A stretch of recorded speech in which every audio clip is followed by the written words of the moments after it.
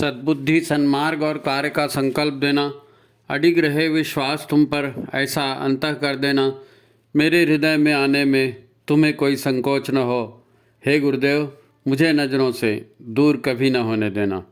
हे गुरुदेव, मुझे नज़रों से दूर कभी न होने देना। नमस्कार, गायत्री चिंतन धारा के इस सतत प्रवाह में आप सभी का स्वागत है। मित्रों, जीवन में खुशियाँ और सफलता कैसे मिलें, सब इसी उधेड़-बुन में जीते रहते हैं। देखो, मंजिल तभी मिलती है जब हमारा रास्ता ठीक होता है। हमारे सामने में दो व्यवधान होते हैं, दो रुकावटें होती हैं।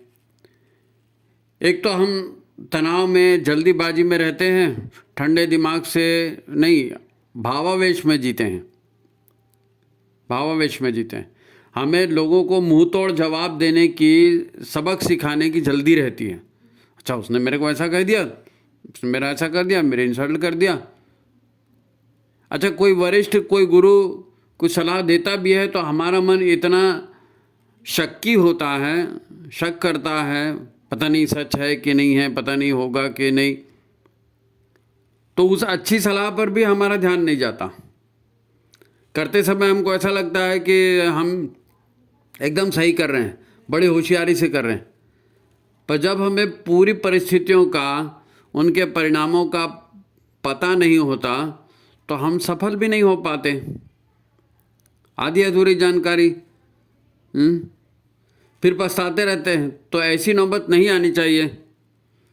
तो जीवन में सबसे पहले, कुछ भी करने के पहले शांत दिमाग से सोचना जरूरी है ना, शांत दिमाग से सोचना जरूरी है। अधिकांश की लाइफ इसी में बर्बाद होती है कि गुस्से में वो कह देते हैं जो दूसरे को चोट पहुंचा जाता है। फिर कभी कभी वो चोट सामने वाला जिंदगी भर भूल नहीं पाता। अच्छा, बोला भी इसलिए जाता है कि सामने वाले के अंतःकरण को अच्छे से घायल करना है, उसको सबक सिखाना है। इसीलिए कड़े से कड़े शब्दों को ऐसे चुन के बोलते हैं कि वो तिलमिला जाता है ना।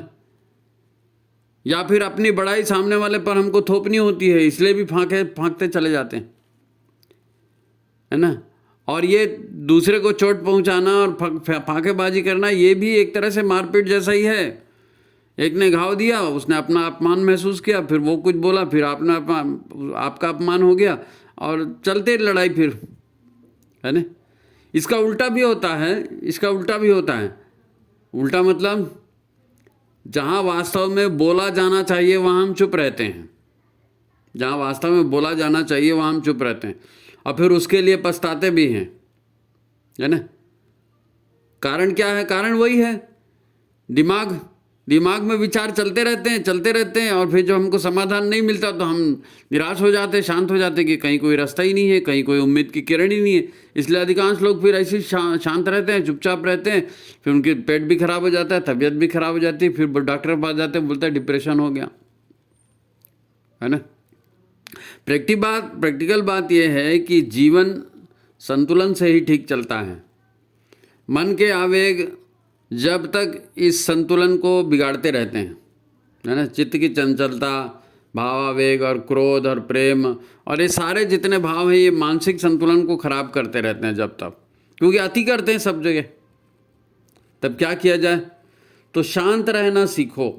माने क्या करो, जब गुस्सा आ जाए या किसी वजह से बुरा लग जाए तो कोई दिमाग से काम नहीं करता ना, तो दिमाग से काम कैसे करें? बात को समझना पड़ेगा, विषय गंभीर है, चाहे संगठन की बात हो, व्यक्तिगत स्वास्थ्य की बात हो, परिवार की बात हो, है ना। बात को समझना पड़ेगा, कैसे अंतःकरण को शांत रखा जाए। यही हमारा आज का विषय है। तो बड़े काम का विषय है, बड़े काम का विषय है। जीवन में खुशियाँ और सफलता लाने का मार्ग है। तो वीडियो में अंत तक बने रहें, वीडियो को लाइक कर लें, शेयर कर लें, जिन्होंने सब्सक्राइब नहीं किया वो सब्सक्राइब कर लें, ठीक है। तो एक काम करते हैं, आज की बात को अपन संत कबीर के एक दोहे से शुरू करते हैं। संत कबीर के दोहे से, कबीरा तेरी झोपड़ी गलकटियन के पास, जो करेंगे सो भरेंगे, तू क्यों होत उदास, है ना। तो बात तो ठीक है, कि जिसने बुरा किया है, धोखा दिया है या किसी तरह की चोट पहुंचाई है, तो ये उसके कार्य को वो भुगतेगा, तुम क्यों चिंता करते हो। लेकिन बात फिर वही कि चोट हमारे अहंकार को पड़ती है, तो कोई बात सुनना ही कहाँ देती, कोई बात समझ में कहाँ आती, सीधा बात वहीं जाती है कि किसी के बाप का डर है क्या, हम क्यों चुप रहे हैं, अच्छा मुंह तोड़ जवाब देंगे। यही होता है, इसी को रोकना है। तो इसका उपाय भी है। दुनिया में इंसान के पास दो बड़ी ज़बरदस्त शक्तियां हैं। इंसान के पास दो बड़ी ज़बरदस्त शक्तियां हैं। एक तो है अहंकार, एक अहंकार, बहुत ताकत है अहंकार में, है नहीं, और एकदम फ्रंट लाइन में खेलता है। अहंकार जिसको ईगो कहते हैं, ईगो, है नहीं। और इसी के जैसे एक बड़ी ताकत और भी है, उसको कहते हैं स्वार्थ, यानी अपना फायदा। सारी दुनिया इसी पे चलती है, ईगो पे और अपने फायदे पे। दोनों ज़बरदस्त ताकतें हैं। आप कहेंगे भाई साहब स्वार्थ और अहंकार ही तो संसार में झगड़े की जड़ है, इन्हीं के जरिए तो दुनिया में सब तांडव होते रहता है। विश्व युद्ध के बादल छा गए हैं तो ये स्वार्थ और अहंकार की वजह से ही तो है। स्वार्थ का भाव मजबूत करके चित्त कैसे शांत होगा? तो हाँ, यही एक उपाय है, स्वार्थ। स्वार्थ ही वो शक्तिशाली हथियार है जिससे हम चित्त को शांत भी कर सकते हैं। दोधारी तलवार है ये। भौतिक स्वार्थ नहीं, आध्यात्मिक स्वार्थ की बात करें हम। आध्यात्मिक स्वार्थ से चित्त शांत हो सकता है। आप कहेंगे लड़ाई झगड़े तो संसार की प्रैक्टिकल प्रॉब्लम है। तो भाई मेरे भौतिक स्वार्थ तो क्षण भर का है, आध्यात्मिक स्वार्थ तो जो है इसकी बड़ी ताकत होती है। ये बहुत बड़ी चीज़ है आध्यात्मिक स्वार्थ, जो इस जन्म को ही नहीं अगले जन्म को भी लाभान्वित करती है। वहाँ तक इसकी जो है खुशबू जाएगी। देखो मान लो बोलचाल, मारपीट या मान अपमान की लड़ाई में आप जीत भी गए, तो भी आपको क्या मिला जीत कर? और ऐसी कितनी लड़ाइयाँ जिंदगी में लड़ते रहोगे, किस किस से लड़ते रहोगे? इन्हीं टुच्चे लोगों से लड़ने में देव दुर्लभ मनुष्य जन्म गंवा दोगे तो किसका लाभ होगा? टुच्चे ही तो लोग हैं, जरा जरा सी बात पे जिनका स्वार्थ अहंकार चोट खाते रहते हैं उसको टुच्चा ही बोलोगे। और फिर बदला लेने और बर्बाद करने के चक्कर में कहाँ तक जाओगे? भूत प्रेत की योनि में जाना है, जिंदगी भर उसी में घुलना है। ठीक है, आपने अपना अहंकार तो बचा लिया झगड़ा करके, पर वो इतनी झगड़े वाली लाइफ तो हो गई ना।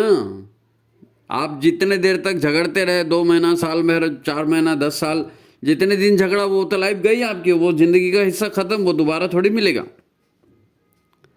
तो थोड़ा सा अभ्यास करके मन को शांत और स्थिर करने का उपक्रम हमको करना चाहिए। मन को शांत करने का उपक्रम हमको करना चाहिए। दैनिक जीवन में भी आपको कई फायदे इसके होते रहेंगे। समय बचेगा, पैसा बचेगा, मूड बराबर खराब नहीं होगा। ये अतिरिक्त लाभ हैं। सवाल यही है कि मन का आवेग अचानक उठता है, गुस्सा अचानक आता है, बात अचानक दिमाग में आती है, उसको कैसे रोकेंगे? उसको कैसे रखें?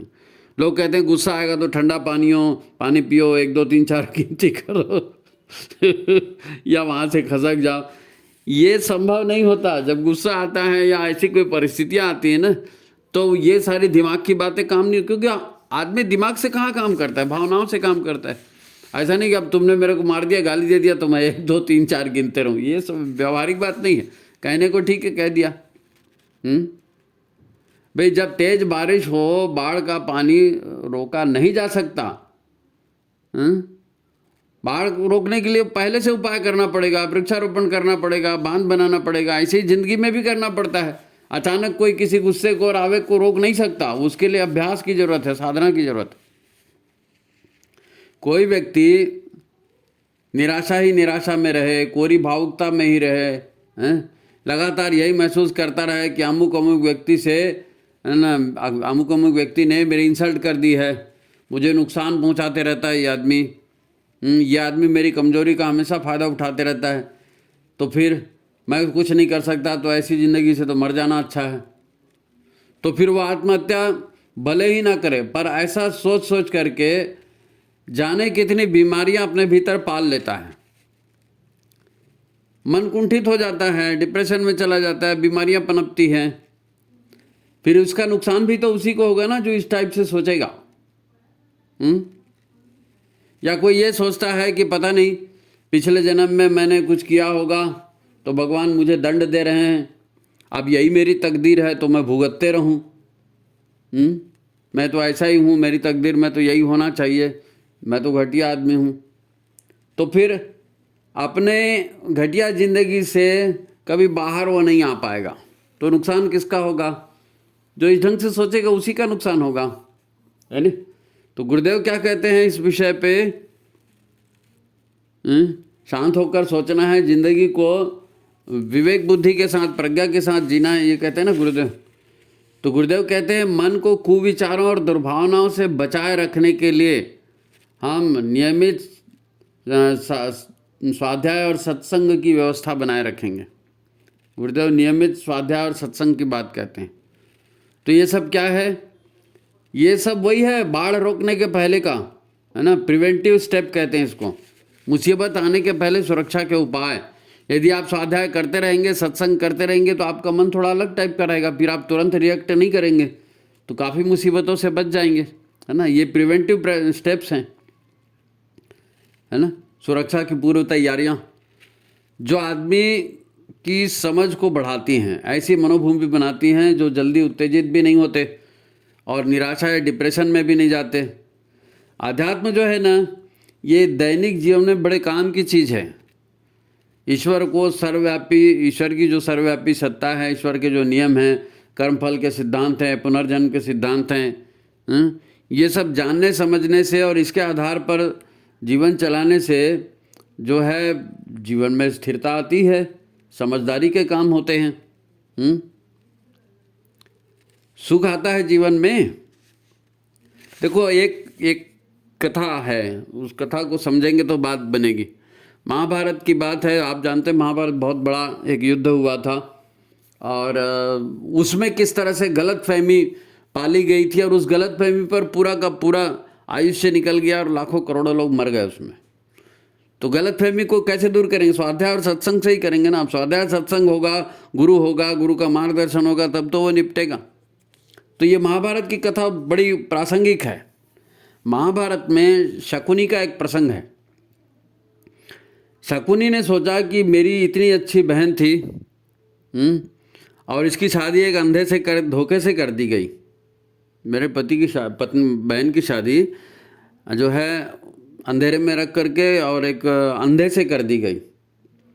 अब भीष्म पितामह और हस्तिनापुर के शासन का उस समय इतना नाम था, इतना दबदबा था कि कोई उनसे पंगा लेने से डरता था। तो शकुनी भी डरा। उस समय अपनी बहन के साथ साथ वो बदला लेने के लिए उसके ससुराल आ गया। अब ज़्यादा सामने से लड़ नहीं सकते तो क्या करेंगे? षड्यंत्र करके बदला तो लेना था उनसे, भीष्म पितामह से और कौरवों से और हस्तिनापुर के शासन से। तो बहन के साथ ससुराल आ गया कि कुछ जुगाड़ करेंगे।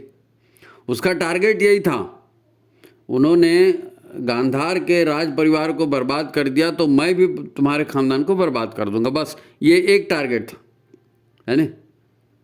और उसने एक दिन बर्बाद कर भी दिया, है ना। पूरा जीवन उसने इस खानदान को बर्बाद करने में लगा दिया। उसके विचारों में ये पुरुषार्थ का काम था और गांधार देश के लिए देशभक्ति का काम था। गांधार के हित में कर रहा है वो, गांधार के लिए देशभक्ति का काम कर रहा है, पुण्य का काम कर रहा है, ऐसा सोचता था। और वो अपने काम में सफल होते भी जा रहा था। गांधारी आई, फिर उसके बच्चे पैदा हुए, फिर बच्चे बड़े हुए। कितनी लंबी तपस्या उसने की उस खानदान को बर्बाद करने के लिए। अब ये एक दिमाग में घुस गया ना फितूर, वो निकल नहीं रहा है, वो निकल नहीं रहा है। ईश्वर वो भी सोचता था और करता था और उसको सफलता मिलती थी तो वो यही सोचता था कि भाई भगवान भी मेरे साथ हैं और भगवान मेरी सहायता कर रहे हैं। इन्होंने मेरे साथ कुटिलता की है तो मैं इनके खानदान को बर्बाद कर दूंगा और भगवान मेरे साथ, ऐसा सोच के करता था वो। है ना। तो फिर जब वास्तव में महाभारत युद्ध हो गया, वो लोग लड़ गए और लड़ के मर गए और इतने 18 अक्षौणी सेना पूरी बर्बाद हो गई, और भीम जब गदा लेकर के उसको मारने के लिए आया, शकुनी को, भीम ने उस पर गदा का प्रहार भी किया, तो उसको मालूम था कि भीम की गदा पड़ गई है, अब तो मैं मरने वाला हूँ, है ना। अब मेरे कोई नहीं बचा सकता, क्योंकि भीम के जितना पावर तो मेरे पास है नहीं। लेकिन लड़ाई में सब मरे तो वो कितना दिन जिंदा रहता, उसके भी तो नंबर कभी तो आना था।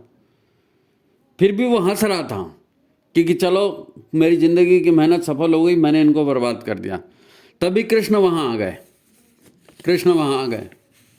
तो शकुनी ने अपने उस अंतिम समय में हाथ जोड़कर श्री कृष्ण को प्रणाम किया, है ना। शकुनी का मन उस अंतिम समय में थोड़ा सा डामाडोल हो गया, उसके मन में शंका घर कर गई। उसने श्री कृष्ण से कहा, भगवान एक शंका है, आप तो साक्षात ईश्वर ही हैं, तो इस अंतिम समय में आप मेरे एक प्रश्न का उत्तर दे दो। श्री कृष्ण मुस्कुराए, उनको मालूम था क्या पूछने वाला है, तो वो मुस्कुराए, उन्होंने कहा ठीक है पूछो। तो शकुनी ने उनसे कहा, आप तो ईश्वर हैं, आपकी मर्जी, आपकी इच्छा के बिना संसार में कुछ भी नहीं हो सकता। आपने ही इस शकुनी को माध्यम बनाकर इतना विशाल युद्ध का आयोजन किया, 18 अक्षौणी लोग काल के गाल में समा गए, इतना महाविनाश हो गया। इसका पाप अब किसके सिर लगेगा? इसका पाप किसके सिर लगेगा? इतने लोग मरे तो उसका पाप तो हो गया ना, किसके सिर लगेगा? मैं तो अब तक यही मानता था कि जो कुछ भी हो रहा है ये ईश्वर की मर्जी से हो रहा है, क्योंकि उसकी मर्जी के बिना तो पत्ता नहीं हिल सकता ना, ईश्वर की मर्जी के बिना कुछ नहीं हो सकता। तो ये जो भी हुआ ईश्वर की मर्जी से हुआ। तो इतनी मौतों का जिम्मेदार ईश्वर को होना चाहिए। तो कृष्ण बोले, शकुनी तुमने बड़ा अच्छा प्रश्न किया है।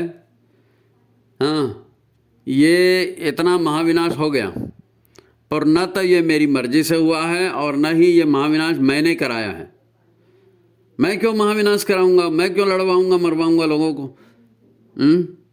न तो मैं कौरवों की ओर से लड़ा, न ही मैं पांडवों की ओर से लड़ा। मैंने तो युद्ध न लड़ने की कसम खाई है। जब शकुनी ने फिर पूछा कि क्या महाविनाश मेरी वजह से हुआ? आपका साथ नहीं होता तो मैं जुआ कैसे खिलवाता? आपका साथ नहीं होता तो मैं जुए में कैसे जीतता? द्रौपदी का चीरहरण कैसे करवा सकता था? आपकी मर्जी से ही तो ये सब संभव हुआ। आप तो भगवान हो। आप नहीं चाहते तो उसी समय मेरे को रोक सकते थे। तो कृष्ण ने जो बात कही वो आंखें खोल देने वाली बात है। कृष्ण ने जो बात कही वो आंखें खोल देने वाली बात है। आज हम जब चर्चा कर रहे हैं कि शांत रहना, मौन रहना और सोच समझ के काम करना, ये सोचना समझना कितना महत्वपूर्ण होता है। देखो, कृष्ण ने साफ कहा, मैं किसी व्यक्ति के काम में हस्तक्षेप नहीं करता। मैं किसी व्यक्ति के काम में हस्तक्षेप नहीं करता। मैं किसी की तरफ से लड़ा भी नहीं। मैंने हर किसी को कर्म करने की छूट देकर रखी है। मनुष्य की कर्म योनि है, कर्म की छूट है उसको। हर आदमी के सामने हमेशा एक से अधिक रास्ते होते हैं, एक से अधिक ऑप्शन होते हैं। इसको कर लो या उसको कर लो या उसको कर लो, कई रास्ते होते हैं उसके पास। अब जुआ खेलना ये तुम्हारा विचार था, चीरहरण करना ये तुम्हारा विचार था। तुम कुछ और भी तो कर सकते थे। धृतराष्ट्र खानदान को मिटाने के लिए तुमने 18 अक्षौणी सेना मिटा दी, ये तुम्हारा विचार था। तुम्हारा विचार था। मैं थोड़ी मरवाना चाहता था लोगों को। मैंने तो पांडवों से 5 गांव मांग लिए थे आपको कि भाई 5 गांव दे दो, और तुम ये महाविनाश को रोकना चाहते थे तो 5 गांव दे सकते थे। मैंने ऑफर रखा था ना। तुम चाहते तो दुर्योधन को इसके लिए तैयार कर सकते थे, पर तुम्हें तो उनको बर्बाद करना था। इसमें मैंने क्या किया? गांधारी के विवाह से आज तक तुम बस यही सोचते रहे थे ना। अब मुझसे कहते हो कि ये मेरी करनी है। मैं गुरु की भूमिका में हो सकता हूँ। अर्जुन को मैंने उसका धर्म बताया, दुर्योधन को भी मैंने उसका धर्म समझाया, कई बार समझाया। पर जैसा कि हमेशा होता है, आदमी कहता तो काफ़ी कुछ है ना, लेकिन बुरा करता है तो फिर कहता है कि भगवान की मर्जी से हो गया। कभी शांत रहकर सोचता नहीं ना आदमी। बाद में जब सब हो जाता है, खत्म हो जाती है, वो आवेग खत्म हो जाता है ना, क्योंकि ये सब आवेग में होता है, कोई दिमाग से नहीं होता, भावनाओं के आवेग में होता है। तो जब भी आवेग खत्म होगा तो और व्यक्ति शांत होगा, तब उसके बाद सद्बुद्धि फिर जागेगी। फिर वो सोचेगा, ओ ये मेरे से क्या हो गया, हे भगवान ये मैंने क्या कर डाला, ये मैंने क्या कहने। करने के बाद पछताता है वो, क्योंकि आवेग खत्म हो जाता है। बाद में शकुनी ने फिर पश्चाताप किया, उसको अपनी गलती समझ में आई। श्री कृष्ण से उसने माफ़ी मांगी कि महाराज गलती हो गई, अभी कैसे करें, है ना। तो श्री कृष्ण ने उनको कहा कि ठीक है, आपने अपनी गलती स्वीकार की है, भगवान करे आपकी जो है ना सद्गति हो। आपने शुभकामना दी, सद्गति हो, क्या कर सकते थे। तो महाभारत सबको पढ़ना चाहिए। ये हमारी घर घर की कहानी है। घर घर में ऐसे ही तो झगड़े होते हैं ना, बदला लेने की बात और पैसा की बात और धन संपत्ति और प्रॉपर्टी की बात, मान अपमान की बात। तो महाभारत जरा पढ़ना चाहिए, सीखना चाहिए, देखना चाहिए कि क्या गति होती है। व्यावहारिक धर्म का जितना अच्छा विश्लेषण महाभारत में है ना, उसको समझना जरूरी है। अगर आपको अपना जीवन सफल करना है तो स्वाध्याय, मनन, चिंतन, ये सब बहुत ज़रूरी है। बिना स्वाध्याय, मनन, चिंतन के आपको सन्मार्ग नहीं मिलेगा। क्या करें समझ में नहीं आएगी, और आपकी जो विचार तंद्रा है ना वो टूटेगी नहीं, विचार तंद्रा टूटेगी नहीं। और घटना के अन्य पक्ष आपको आपकी नज़र में आएंगे। स्वाध्याय सत्संग करेंगे तो बुद्धि में थोड़ी सी निर्मलता आएगी और भी थोड़ा सा प्रखरता आएगी। तो इस घटना का और क्या क्या हो सकता है वो भी आपको दिखेगा, और आप रुकोगे, अपने आप को ब्रेक लगाओगे। और ये ब्रेक लगाना जरूरी है। अगर आपने अपने जीवन में ठहराव नहीं लाया, स्वाध्याय सत्संग नहीं की, और केवल भावनाओं के आवेग में, भावनाओं के भरोसे आप जीते रहे, क्रिया और प्रतिक्रिया में जीते रहे, तो मनुष्य की ये कर्म योनि है ना, ये आपके लिए कर्म योनि नहीं रहेगी, ये तो भोग योनि हो जाएगी।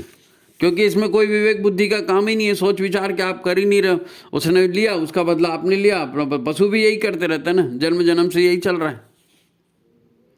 अब ये तो कहानी हो गई उसकी, जो एक विचार को लेकर के और जिंदगी भर उसी को सोचते रहा और उसी को करते रहा, और आखिरी में उसको दुष्परिणाम हुआ और इतनी बड़ी 18 अक्षौणी सेना मर गई। ये बोलने और करने का, बोलने और करने के बाद। अब मैं आपको दूसरा उदाहरण बताता हूँ नहीं करने का और नहीं बोलने का, कि नहीं करने और नहीं बोलने से क्या होता है। तो मुंबई के सिनेमा का एक हीरो है विवेक ओबेरॉय, आपने नाम सुना होगा। तो उसका प्रेम प्रसंग चला, लव अफेयर जिसको बोलते हैं नहीं। तो प्रेम प्रसंग के कई लफड़े हो गए, फिर उस लफड़े में मारपीट हो गई, है ना। फिर एक बड़ा हीरो है, तो बड़े हीरो को उसने अपना बैरी बना लिया। तो बड़े हीरो का फिल्म लाइन में दबदबा था, उसने उसको फिल्में मिलनी बंद करा दी कि भैया ये विवेक ओबेरॉय हैं, इसको कोई काम नहीं देगा। अब प्रेम भी गया, फिल्में भी गई, और अब घर में बैठे बैठे क्या करेगा। तो सारा दिन जो है बुरे बुरे ख्याल आते रहते थे, बंदा डिप्रेशन में चला गया। अच्छा हट्टा कट्टा जवान पुरुष विवेक ओबेरॉय रो भी नहीं सकता था ना, अपना दर्द किसको बताएगा। बाहर से मार खा के आ गया तो कुछ शेखी की बात है। अपना दर्द भी किसी को नहीं बता सकते, कह नहीं सकते, चुपचाप रहने लगा, है ना। तो पहले शकुनी मामा का जो उदाहरण था, बिना सोचे केवल बोलते रहने, करते रहने का, ये उसका उल्टा हो गया, ना बोलने और ना करने का उदाहरण है। अब विवेक ओबेरॉय की ये लंबी उदासी और अपना दुख ना कह पाने की मजबूरी, ये उसकी माँ देख रही थी। माँ समझ जाती है मेरे बेटे को क्या तकलीफ है, उसकी माँ देख रही थी। एक दिन दोनों का आमना सामना हो गया, माँ भी आमने सामने आ गई और वो देख रही थी, इसका चेहरा लटका हुआ, और ये भी सामने आ गया कि अरे माँ मेरे को देखकर पता नहीं क्या सोच रही है। तो माँ तो है, जवान बेटी की तकलीफ को बर्दाश्त नहीं कर पाई, और उसके आँख से आंसू आने लगे, माँ रोने लगी। अब उसकी माँ उसके सामने खड़ी है, रो रही है, तो विवेक ओबेरॉय था, वो भी माँ को देख रहा था ना, तो उसको भी खराब लगा, उसको भी खराब लगा। वो जान रहा था कि मेरी वजह से माँ परेशान है, पर मैं क्या करूँ, बाहर मेरी चलती नहीं, बाहर वो बड़े हीरो की चलती है और उसने मेरे सारे रास्ते बंद कर दिए, अब मैं कुछ नहीं कर सकता, मेरे हाथ में कुछ नहीं है। तो माँ उधर रो रही थी, इसके भी आंसू निकल गए और फिर माँ से गले भी लिपट गया, उसकी गोद में बैठ गया और मस्त रोते रहा खूब देर तक, खूब फुट फुट करके रोया माँ के गोद में सिर रख के। और फिर जब सब शांत हो गया, रो पीट लिया, तो उसकी माँ ने कहा उठ, ज़्यादा रोने से कोई मतलब नहीं, चल एक जगह चलते हैं। और उसकी माँ लेके गई उसको, कहाँ लेके गई? कैंसर अस्पताल में। और कैंसर अस्पताल में भी बच्चों के वार्ड में ले गई, बच्चों के वार्ड में। तो कैंसर में वहाँ बच्चे पड़े थे और बिस्तर में पड़े पड़े और सबका चेहरा लटका हुआ, सब यानी मौत के इंतज़ार में है जैसे, क्योंकि 8-8 10-10 12-12 साल के छोटे छोटे बच्चे थे जी, वो सब मौत के मुंह में थे। तो विवेक ने खुद से कहा, हैं, उसको बड़ा झटका लगा, ये तो इनके सामने तो कोई रास्ता ही नहीं है, ये तो मरने वाले हैं। मैं तो ये सोच सोच के दुखी हूँ कि मेरे को सामने वाले ने इंसल्ट कर दिया, मुझको फिल्में देना बंद करा दिया, मेरा अपमान करा दिया हैं। यहाँ तो पूरी जान जा रही है, यहाँ तो पूरी जान जा रही है। मेरा धंधा गया तो मैं दूसरा धंधा कर सकता हूँ, लेकिन इनकी जान गई तो फिर तो इनकी ज़िंदगी ख़त्म होने को वाली है, इनका क्या होगा? और फिर इनका इलाज भी कितना कठिन है। इनकी मुसीबत मेरी मुसीबत से तो लाखों गुना बड़ी है, और ये सहन कर रहे हैं छोटे छोटे बच्चे हैं। बच्चे रो नहीं रहे हैं, और जवान आदमी मैं अपने को सबसे दुखी मान रहा हूँ। मेरे से ज़्यादा दुखी तो इनको होना चाहिए, इनके सामने मेरा दुख कुछ भी नहीं है। तो इसको देख करके एक झटके से उसकी जो है ना विचार श्रृंखला टूट गई। अभी तक वो अपने को दबा हुआ और तिरस्कृत और हारा हुआ मान रहा था, लेकिन इनको देख के उसको लगा कि नहीं भैया, इससे तो अच्छा, मेरी लाख गुना अच्छी है इसकी पोजीशन मेरी। उसको लगा कि नहीं, मेरे पास काफ़ी कुछ है भाई, है ना, मुझको इनके लिए कुछ करना चाहिए। उसने, माँ ने उसकी ये भी उसको समझाइश दी कि बेटा, अपना दुख जो है ना, अपना दुख को दूर करना है तो दूसरे की सेवा करो। दूसरे के होठों पे जो खुशी आएगी ना, उसमें आप अपना दुख भूल जाओगे, है नहीं। तो उसको लगा कि इनके लिए मुझको कुछ करना चाहिए। फिर उसने बच्चों की सेवा शुरू की, अपना एक एनजीओ बनाया। और एनजीओ बना के जो भी पीड़ित बच्चे होते थे, उनकी शिकायत मिलती थी, कहीं से भी मिले, वो वहाँ पहुँच जाते थे।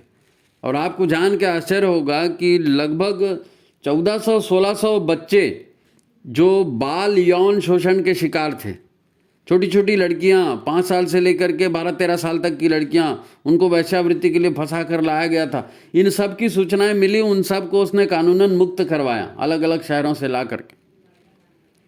केरल में गया, केरल में जो है ना, उन्होंने हाउसिंग स्कीम चलाई। सुनामी में जो लोग मर गए थे बाढ़ में, उनकी चेहरे पर खुशियाँ लाने के लिए। और अब उसकी ज़िंदगी का एक ही उद्देश्य है कि लोगों को खुश करना, है ना। धीरे धीरे उसने अपने आप को पूरी तरह से बदल दिया। अब वो फिल्मी हीरो तो नहीं रहा, फिल्में तो करता नहीं है, लेकिन एक अच्छा उद्योगपति है और एक अच्छा समाज सेवी है, और शांति और संतोष का जीवन जी रहा है। शांति और संतोष का जीवन जी रहा है। यह हकीकत कहानी है। विवेक ओबेरॉय को आप जानते होंगे। तो क्या समझे? देखो, बात को समझो। हमारे जो संस्कार हैं, हमारी जो मान्यताएं हैं, जिस माहौल में जिन लोगों के बीच हम रहते हैं, तो कई तरह के विचार हमारे दिमाग में हल्ला करते रहते हैं। कई तरह के विचार हमारे दिमाग में चौं चौं करते रहते हैं। जब हम अपने मन में किसी एक विचार से चिपक जाते हैं, तो फिर ये खेल शुरू होता है। हम किस विचार से चिपकते हैं? हम चिपकते हैं राग से या द्वेष से, है ना। प्रेम से चिपक जाते हैं या शत्रुता से चिपक जाते हैं। ये मेरा प्रेमी है करके उससे चिपक जाओगे, और नहीं ये मेरा दुश्मन है, इससे बदला कैसे लिया जाए, उससे चिपकोगे। और दूसरे में इंटरेस्ट थोड़ी आता है, या तो नफा या नुकसान, लाभ या हानि। और फिर एक बार हमने उस पर्टिकुलर विचार को पकड़ लिया, तो फिर हमें दूसरा कुछ नहीं सूझता। प्रेमी को दूसरा क्या सूझता है? बदले की भावना होगी तो क्या सूझेगा? अपमान, हानि या अहंकार की चोट बड़ी मार्मिक होती है, बहुत मार्मिक होती है, नहीं निकलती दिल से। फिर या तो हम पंगे लेते रहते हैं, या उदास होकर डिप्रेशन में चले जाते हैं। मेरी तो शादी ही नहीं हो रही है, मेरी तो नौकरी ही नहीं लग रही है, मैं तो ऐसा ही हूँ, मैं तो खराब दिखता हूँ, वो तो अच्छा है, वो ऐसा है। ये सब विचार आते रहते हैं दिमाग में, और आदमी जो है ना, उस चक्री से बाहर निकल ही नहीं पाता। तो फिर डिप्रेशन में चला जाता है, तरह तरह की बीमारियां पाल लेता है, नशा करने लगता है, भोगों के चक्कर में पड़ जाता है, और यही करते करते ज़िंदगी बीत जाती है, पता भी नहीं चलता, ज़िंदगी निकल जाती है। अधिकांश लोग का ऐसे ही होता है। इसीलिए बोलते हैं ना, अरे इतनी बड़ी ज़िंदगी कैसे निकल गई, पता ही नहीं चला। कैसे निकलेगी, कैसे पता चलेगा? लग गए उसी चक्कर में। कुछ अच्छा काम किए रहते, ज़िंदगी में याद क्या आता है? जो अच्छी घटनाएं हैं वही याद आती हैं। तो अच्छी घटनाएं कितनी हुई आदमी के लाइफ में, जरा गिन के देखो, है नहीं? तो फिर बर्बाद होने के पहले तक हम उसी ट्रैक में चलते रहते हैं, हम उसी ट्रैक में चलते रहते हैं। और ये हर आदमी के साथ होता है, हर आदमी के साथ होता है। हम भूल जाते हैं कि ईश्वर भी है, और ईश्वर निष्पक्ष है, ईश्वर न्याय करता है, ईश्वर केवल कर्मों के उचित परिणाम देता है। ये हम भूल जाते हैं। इसीलिए गुरुदेव ने जो है ना हमारा युग निर्माण सत्संकल्प रखा, उसमें पहला ही संकल्प हमको हमारे लिए याद दिलाया है कि हम ईश्वर को सर्वव्यापी न्यायकारी मानकर उसके अनुशासन को जीवन में उतारेंगे, ईश्वर के अनुशासन को जीवन में उतारेंगे। अरे तुम मालिक हो दुनिया के, तुम दुनिया को अपनी मर्जी से चलाओगे? नहीं, दुनिया ईश्वर की व्यवस्था से चलती है। विधि का विधान भगवान को भी मानना पड़ता है। भगवान को भी अपने कर्मों की सजा मिलती है। राम को मिली, कृष्ण को मिली। वो शकुनी कह रहा था ना कि तुम्हारे विचार से, अरे भगवान की मर्जी से दुनिया नहीं चलती भैया, भगवान को भी कर्मों का फल भोगना पड़ता है ना? तो हर आदमी के साथ यही होता है। गुरुदेव ने इसीलिए संकल्प दिया कि हम जो है ईश्वर को सर्वव्यापी और न्यायकारी मानकर उसके अनुशासन को अपने जीवन में उतारेंगे। अब मन ही तो हमारा करता धरता है ना, और वो कोई दिमाग से काम नहीं करता। किसी का मन दिमाग से काम करता है? नहीं, व्यक्ति भी दिमाग से काम नहीं करता, मन से ही काम करता है। बल्कि दिमाग को भी अपने फेवर में मोड़ लेता है मन, और उस समय फिर हमको अपने मन में लगता है कि हम ये सही कर रहे हैं, और हम करते जाते हैं। तो फिर बस हमने दीक्षा ले ली, और गुरु का काम है मार्ग दिखाना, तो गुरु मार्ग दिखा रहा है। वो हमको संकल्प दिला रहे हैं, गुरुदेव हमको संकल्प दिला रहे हैं कि हम मन को कुबुद्धि दुर्भावनाओं से बचाने के लिए सतत स्वाध्याय और सत्संग की व्यवस्था रखेंगे। ये गुरुदेव ने संकल्प दिलाया, हमको याद रहता है क्या? स्वाध्याय, सत्संग और उस पर मनन चिंतन किसी को याद नहीं रहता। इसीलिए तो तकलीफ में पड़ते हैं ना, इसीलिए तकलीफ में पड़ते हैं। समस्या का समाधान हमारे पास नहीं होता, हम समाधान करने के चक्कर में अपने घाव को और बढ़ा लेते हैं। गुरु के मार्गदर्शन पे चलते तो ये नहीं होता ना। तो दोनों सूत्र आज के ज़माने में कितने महत्वपूर्ण है? दोनों सूत्र, ईश्वर को सर्वव्यापी न्यायकारी मानकर उसके अनुशासन को जीवन में उतारना और स्वाध्याय और सत्संग की व्यवस्था करना, ये दोनों बहुत ज़्यादा महत्वपूर्ण है। जब हम किसी को शांत होने और ठंडे दिमाग से सोचने के लिए कहते हैं, तो हमको लगता है कि ये हमको भाषण दे रहा है, फालतू की बात बोल रहा है, हमको कुछ नहीं मालूम। यहाँ एक एक मिनट इतना महत्वपूर्ण है। जो करने वाला होता है ना, वो यही सोचता है कि सलाह देने वालों को कुछ नहीं मालूम, मेरा एक एक मिनट कितना इम्पॉर्टेंट है। 1 मिनट मैं रुक जाऊँगा तो वो क्या से क्या कर देगा, तो मेरे को तुरंत फैसला लेना है, और वो तुरंत करता है। उसके लिए रुकना बहुत कठिन, वो रुकने को ही तैयार नहीं होता। अब भी करूँगा, इसी समय करूँगा, कैसे नहीं होगा। और हम दूसरी ओर ध्यान भी नहीं देते कि इसका दूसरा पक्ष क्या होगा।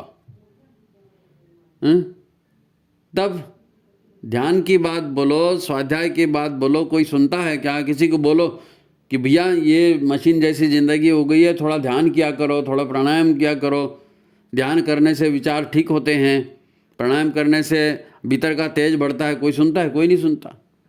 पर गुरुदेव जानते हैं कि ये चक्री ऐसे नहीं टूटेगी।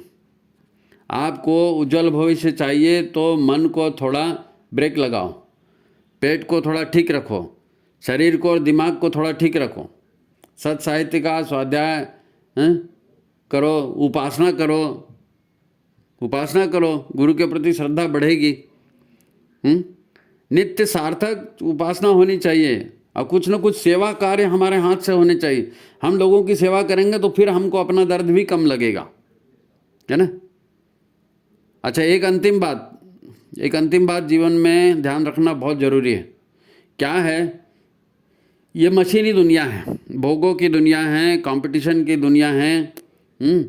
तो न जाने कहाँ कहाँ से कितने सारे विचार हमारे मन के भीतर आते रहते हैं और मन को मथते रहते हैं, ढेर सारे विचार, हमको पता भी नहीं चलता। अब क्या है, गुरु क्या चाहते हैं, ईश्वर क्या चाहते हैं? तो ईश्वर भी हमको मार्गदर्शन देते हैं, गुरु भी हमको मार्गदर्शन देते हैं, लेकिन ये फालतू के विचार अंदर में इतना हल्ला करते रहते हैं ना कि गुरु के विचार पर मन टिके ही नहीं पाता। गुरु के विचार पर मन टिके नहीं पाता। और ध्यान देना माने क्या? ध्यान देना माने क्या? दो तरह के ध्यान होते हैं, आप जानते हैं। एक गाइडेड मेडिटेशन होता है, जिसमें आपको कहा जाता है कि ये भावना करिए, ये भावना करिए, ये भावना करिए, भावना किए सूरज उग रहा है, भावना करिए ऐसा हो रहा है। एक वो ध्यान है, उसको गाइडेड मेडिटेशन कहते हैं। और एक ध्यान क्या है, वास्तव में जिसको ध्यान कहते हैं वो ध्यान होता है विचार शून्य होना। विचार शून्य होना। अब आप शांत चित्त बैठ गए, आंखें बंद कर ली, थोड़ा सा ऊपर देखना शुरू किया और देख रहे हो कि मेरे मन में ये विचार आया, तब जब तक ध्यान दिया तब तक दूसरा विचार आ गया, फिर थोड़ा सा ध्यान दिया तो तीसरा विचार आ गया। कई विचार एक के पीछे एक आते जाते हैं। आप देखते जाओ विचार को कि विचार आ रहा है, विचार जा रहा है, विचार आ रहा है, विचार जा रहा है, विचार आ रहा है, विचार जा रहा है। आप अपने तरफ से कहीं दिमाग मत लगाओ और कहीं सोचो भी मत। तो धीरे धीरे क्या होगा कि इन सारे बातों पर ध्यान देना आप बंद कर दोगे। और जब इधर ध्यान देना बंद करोगे, जब कमरे में खूब हो हल्ला हो रहा है और कोई छोटी सी बांसुरी बजा रहा है, तो वो छोटी सी बांसुरी आपको सुनाई नहीं देगी, वो हल्ला हो हल्ला के चक्कर में। लेकिन वो हल्ला बंद हो जाएगा तो फिर बांसुरी के मधुर स्वर आपको सुनाई देंगे। तो गुरु की बात, ईश्वर की बात तब सुनाई देगी जब मन में होने वाला ये हल्ला रुकेगा। ध्यान क्या है? ध्यान शांत बैठना है, अपने आप को शांत करना। अपने भीतर जो उथल पुथल चल रही है ना, जो डिस्को बज रहा है, उसको रोकना। ऐसा रोकेंगे तो फिर गुरु की याद आएगी, फिर ईश्वर की याद आएगी, है ना। गुरु यही चाहते हैं कि हजारों विचारों में से उन विचारों पर चलें। भाई विचार क्रांति कैसे होगी? जब तक आप इधर बोलोगे, नारा लगाओगे विचार क्रांति अभियान सफल हो, और आप विचार पाने के लिए बैठ ही नहीं रहे हो, न उपासना हो रहा है, न स्वाध्याय हो रहा है, तो नए विचार आएंगे ही नहीं। तो विचार क्रांति कहाँ से होगी? बस बदले की भावना लेते रहो। उसने मेरी इंसल्ट कर दी, मैंने उसकी इंसल्ट कर दी, मैं तो उसको देख लूँगा, उसको आगे नहीं आने देना। इसमें जीवन बर्बाद नहीं होना चाहिए। गुरुदेव के शिष्य हैं, गुरुदेव विचार क्रांति अभियान चला रहे हैं, यह हमारे लिए है। तो कम से कम इतना जरूर रखें, गुरु जरूर बनाएं और गुरु के मार्गदर्शन पर चलें, उसी में कल्याण है। तो आज की बात समाप्त। गंभीरता से इसको सुने। बड़े बड़े महाभारत हो गए, है ना, नहीं सुनने के चक्कर में। तो हमारा जीवन उसका शिकार ना बने। सभी को मंगल कामनाएं, शुभकामनाएं, गुरुदेव माता जी के आशीर्वाद सबको मिलते रहें। तो आज की बात समाप्त। सभी को प्रणाम। अच्छा हाँ, वो लाइक करना और शेयर करना, जिन्होंने लाइक नहीं किया लाइक कर दीजिए, जिनको शेयर करना है शेयर कर दीजिए, और अपने विचार व्हाट्सएप के माध्यम से भेजिए। अगर जवाब चाहिए, है ना, जवाब चाहिए तो फिर आप उस ढंग से भेजिए। और व्हाट्सएप का एक फ़ायदा और भी है कि वीडियो डायरेक्ट आपके पास पहुंचेगा। यूट्यूब में कभी हम देख पाते हैं तो मिस हो जाता है, नहीं देख पाए तो व्हाट्सएप में जाएगा, आपके व्हाट्सएप में पड़े रहेगा। तो आप मान लीजिए 1-2 दिन बाद भी होता है तो आप देख सकते हो। तो ठीक है, फिर से एक बार सबको प्रणाम, नमस्कार।